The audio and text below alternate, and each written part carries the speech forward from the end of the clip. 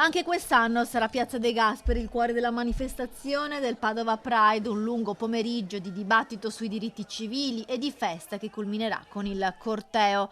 Dalle 14 sul palco gli interventi delle associazioni e dei politici, poi alle 16 la manifestazione attraverserà le strade del centro. Lo slogan di quest'anno è "Il Pride ridisegna la città", riprendendola dal tram che ridisegna la città, perché noi vogliamo davvero ridisegnare la città, vogliamo una città a misura di qualsiasi persona.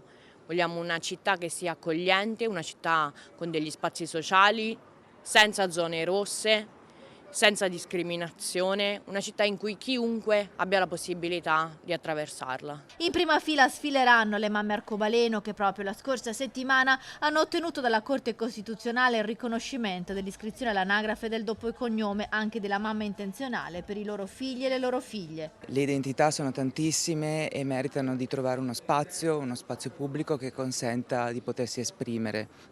Dal 2018 le battaglie che ci caratterizzano sono aumentate in parte e in parte sono le stesse. Questo ci dice due cose.